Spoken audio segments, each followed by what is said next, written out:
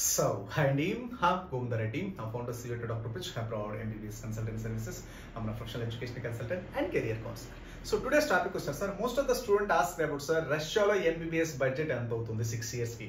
మనకి MBBS total budget వచ్చేసరికి రష్యాలో ఎంత అవుతుంది 6 years అంటే టోటల్ MBBS ప్రోగ్రామ్ మొత్తం ఎంత అవుతుంది అని అడుగుతున్నారండి. సో రష్యాలో వస్తారు సార్, మన ఇండియాలో వచ్చేసరికి డ్యూరేషన్ వచ్చేసరికి sir 4.5 years MBBS plus 1 year internship. రష్యాలో వచ్చేసరికి 5 years MBBS plus 1 year internship. అంటే ఆల్మోస్ట్ మన ఇండియాలో వచ్చేసరికి 5.5 years, ఇక్కడ వచ్చేసరికి రష్యాలో 6 years. సో కాబట్టి 6 years MBBS ప్రోగ్రామ్కి ఎంత బడ్జెట్ అవుతుంది? చాలా మంది అడుగుతారు, సార్ మీరు చెప్పేది ఫస్ట్ 20 లక్షలు అంటారు, అక్కడికి వెళ్ళిన తర్వాత 30 అవుతుంది, 40 అవుతుంది, 50 అవుతుంది. లేదంటే మాకు ఇంత ముందు అక్కడికి వెళ్ళే ముందు ఏంటంటే 30 లక్షలు అని చెప్పి అక్కడికి వెళ్ళిన తర్వాత 60 లక్షలు, 70 లక్షలు, 80 లక్షలు, 90 లక్షలు అవుతుంది. ఇలా నెంబర్ ఆఫ్ డిఫరెన్షియేషన్ వస్తుంది. ఇప్పుడు చెప్పేది ఒక రకంగా ఉంటుంది, తర్వాత అక్కడికి వెళ్ళిన తర్వాత ఒక రకంగా ఉంటుంది అంటారు. బట్ అలా ఏం ఉండదండి. సో రష్యా ఒకసారి మీకు డెవలప్డ్ కంట్రీ కాబట్టి మీరు డైరెక్ట్ యూనివర్సిటీ పేమెంట్ చేసుకోవచ్చు, డైరెక్ట్ హాస్టల్ ఫీజులు పే చేసుకోవచ్చు, డైరెక్ట్ మెస్ ఫీజులు పే చేసుకోవచ్చు, డైరెక్ట్ ఎవ్రీథింగ్ ఇస్ డైరెక్ట్. దేనికి సంబంధించి దాన్ని పే చేసుకుంటారు కాబట్టి మీకు ఎలాంటి ప్రాబ్లం ఉండదు. సో అలా బడ్జెట్ పెరగడానికి మెయిన్ రీజన్స్ ఏంటంటే సార్, మనకి ప్రాపర్ క్యాలిక్యులేషన్ లేకపోవడానికి, ప్రాపర్ క్యాలిక్యులేషన్స్ లేకపోతే ఏంటంటే 100% వచ్చేసరికి పెరుగుతుంది. అసలు మనం ఒక బడ్జెట్, ఒక రష్యాలో మనకు ఒక యూనివర్సిటీ బడ్జెట్ ఏ విధంగా క్యాలిక్యులేట్ చేయాలని ఈరోజు డిస్కస్ చేద్దాం. సో మనం రష్యాలో బడ్జెట్ క్యాలిక్యులేట్ చేయాలంటే 4 ఇంపార్టెంట్ పాయింట్స్ ఉంటాయండి. ఫస్ట్ వచ్చేసరికి ట్యూషన్ ఫీజు ఎంత, మీరు సంవత్సరానికి ట్యూషన్ ఫీజు ఎంత, తర్వాత ప్రతి దానికి మీకు సెగ్రిగేట్ చేసుకోవాలి. ట్యూషన్ ఫీజు ఎంత, మోస్ట్లీ మనకి ట్యూషన్ ఫీజు ఉంటుంది, తర్వాత హాస్టల్ ఫీజు ఉంటుంది, తర్వాత మెస్ ఫీజు ఉంటుంది. అంటే మెస్ అంటే తినడానికి, హాస్టల్ అంటే హాస్టల్లో మెస్ ఫీజు ఇంక్లూడ్, మెస్ ఉంటుందండి. ఎందుకంటే హాస్టల్ వేరే, ఇంటర్నేషనల్ లెవెల్లో హాస్టల్ అంటే ఓన్లీ అకామిడేషన్ వరకు మాత్రమే. మెస్ ఫీజు మనం సపరేట్గా సెల్ఫ్ బుక్ చేసుకోవచ్చు, లేదంటే హాస్టల్లో మనం మెస్ ఉంటుంది కాబట్టి మనం మెస్ అరేంజ్ చేస్తాం కాబట్టి మంత్లీ అయితే పే చేసి తినొచ్చు. సో కాబట్టి ట్యూషన్ ఫీజు ఎంత, హాస్టల్ ఫీజు ఎంత, ఉండడానికి ఎంత, మెస్ ఫీజు తినడానికి ఎంత, తర్వాత మన పర్సనల్ ఎక్స్పెన్స్ ఎంత. ఈ విధంగా ఈ 4 పాయింట్స్ మీరు కానీ క్యాలిక్యులేట్ చేసుకోగలిగితే 100% వచ్చేసరికి ఓకేనండి. ఈ 4 పాయింట్స్, సో ట్యూషన్ ఫీజు ఎంత, హాస్టల్ ఫీజు ఎంత, మెస్ ఫీజు ఎంత, మనం మిస్లేనియస్ ఎక్స్పెన్స్, మన పర్సనల్ ఎక్స్పెన్స్ అంత. ఈ 4 పాయింట్స్ మీరు క్యాలిక్యులేట్ చేసి దాన్ని బట్టి మనము అసలు ట్యూషన్ ఫీజు తెలుసుకోగలిగితే మనకు బడ్జెట్ అనేది ఓవరాల్గా వచ్చేస్తుంది. ఫర్ ఎగ్జాంపుల్ మీకు ట్యూషన్ ఫీజు 2 లక్షలు అంటే ఎంత బడ్జెట్ వస్తుంది? ఫర్ ఎగ్జాంపుల్ 2,50,000 అయితే మీకు ఎంత బడ్జెట్ వస్తుంది? For example tuition fee 3 lakhs అయితే ఎంత? సో యావరేజ్గా మీకు చెప్తాను, ఒకసారి చూడండి, జాగ్రత్తగా వినండి. So for example tuition fee 2 లక్షలు అనుకోండి సార్, హాస్టల్ ఫీజు వస్తే 25,000 అనుకోండి, మిస్లేనియస్ ఎక్స్పెన్స్ 50,000 అనుకోండి, తర్వాత మా మెస్ ఫీజు 50,000 అనుకోండి. టోటల్ మేము పర్ ఇయర్ వచ్చేసరికి మనకి 3,50,000 వస్తుంది. సో 4 ఇంపార్టెంట్ పాయింట్స్ అంటే hostel fee, first tuition fee per year ఎంత, హాస్టల్ ఫీజు పర్ ఇయర్ ఎంత, మెస్ ఫీజు పర్ ఇయర్ ఎంత, అదర్ ఎక్స్పెన్స్ మన పర్సనల్ ఎక్స్పెన్స్ ఎంత. ఇలా మనం 4 అనేది 100% అండి. 99% వచ్చేసరికి మోస్ట్లీ ఏ ఎక్స్పెన్స్ ఉంటుంది. మన కాలేజీకి కట్టని కాలేజ్ ఫీజు, ఉండడానికి హాస్టల్ ఫీజు, తినడానికి మెస్ ఫీజు, అక్కడ మన డే టు డే ఎక్స్పెన్స్ కోసం రీఛార్జ్ అని, మన బయట ఫుడ్ కోర్ట్లకి వెళ్ళామని, లేదా ట్రావెలింగ్ అని చిన్న చిన్న ఎక్స్పెన్స్ ఉంటాయి, ఆ మిస్లేనియస్ ఎక్స్పెన్స్.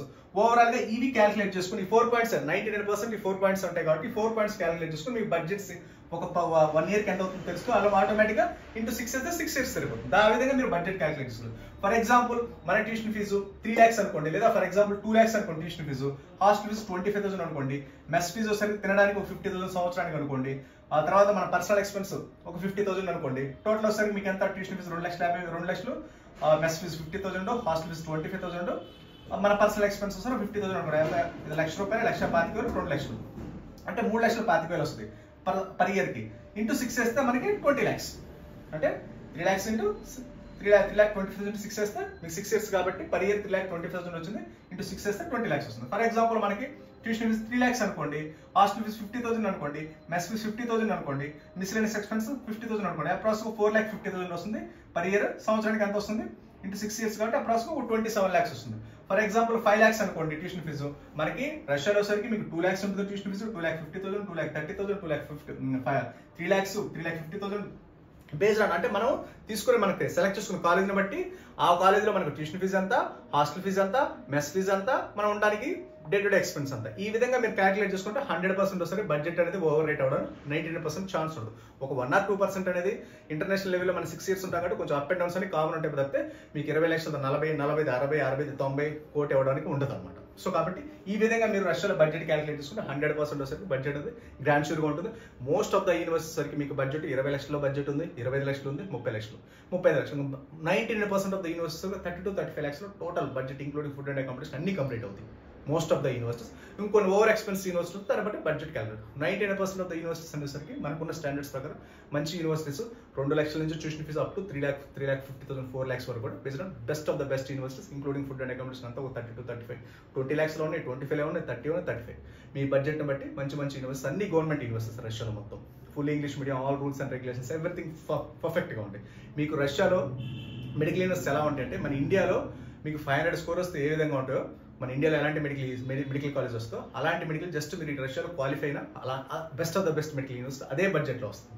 మన బడ్జెట్ కూడా మీకు ఫర్ ఎగ్జాంపుల్ ఇక్కడ బీ కేటగిరీ అనుకోండి మీకు 80 లక్షలు 90 లక్షలు ₹1 అవుతుంది. బట్ రష్యాలో సరే మీకు 1/3 మీకు ఏ యూనివర్సిటీ తీసుకున్నా including food and accommodation 30 to 35 lakhs mostly cover అయిపోతుంది. సో మనకు స్టాండర్డ్స్ వచ్చేసరికి మీకు 200 వచ్చినా 150 వచ్చినా మనకు ఇండియాలో 500 స్కోర్ వస్తే ఎలాంటి గవర్నమెంట్ మెడికల్ కాలేజ్ చదువుకుంటే అంతకంటే best of the best medical college మనకి ఎయిమ్స్ ఢిల్లీ ఎయిమ్స్ లాంటి 400 300 500 world ranking best of the best oldest medical university రష్యాలో ఉన్నాయి. తక్కువ బడ్జెట్లో ఉన్నాయి. యాజ్ ఎర్లీ యాజ్ పాసిబుల్ ఎవరైనా సీట్ రిజర్వ్ చేసుకోండి. As early as possible reserve చేసుకోండి. బడ్జెట్ వస్తే ఎకనామికల్ బడ్జెట్ అది కూడా ఇదంతా మీరు ఒకేసారి పే చేస్తాం సార్. ఇయర్లీ ట్వైస్ పే చేసుకోవచ్చు. ట్యూషన్ ఫీజు వచ్చేసరికి సంవత్సరానికి 2 సార్లు, మెస్ ఫీజు నెల, హాస్టల్ ఫీజు నెల, మన పర్సనల్ ఎక్స్పెన్స్ అంటే నెల సరిపోతుంది. ఈజీ ఇన్స్టాల్మెంట్లో పే చేసుకోవచ్చు అనమాట. సంవత్సరానికి 2 సార్లు పే చేసుకుని మెస్ ఫీజు సంవత్సరానికి 10 సార్లు పే చేసుకోవచ్చు. హాస్టల్ ఫీజు 10 అలా పే చేసుకోవచ్చు అనమాట. సో కాబట్టి రష్యా అనేది one of the best finest opportunity. That budget కూడా very economical budget, high standard, high quality of education. మీరు ఇండియాలో చెప్పారు కదా, ఇండియాలో మీకు 500 550 వస్తే 600 వస్తే ఎలాంటి యూనివర్సిటీలో మనం గవర్నమెంట్ కాలేజ్ వస్తుందో అదే గవర్నమెంట్ జస్ట్ మీరు ఇండియాలో క్వాలిఫై అయినా సరే అబ్రాడ్లో రష్యా లాంటి టాప్ అండ్ మెడికల్ యూనివర్సిటీస్ అలాంటి యూనివర్సిటీలో మనకి సీట్ దొరకడానికి 100% ఛాన్స్ ఉంది. బట్ కాకపోతే యాజ్ ఎర్లీ యాజ్ పాసిబుల్ ఎవరైనా రిజర్వ్ చేసుకోవాలంటే రిజర్వ్ చేసి పెట్టుకోండి. అది ఫస్ట్ చోట అనమాట. ఎందుకంటే మంచి టాప్ మెడికల్ యూనివర్సిటీస్ అన్ని తక్కువ బడ్జెట్ ఉంటాయి, అవి త్వరగా అయిపోతాయి.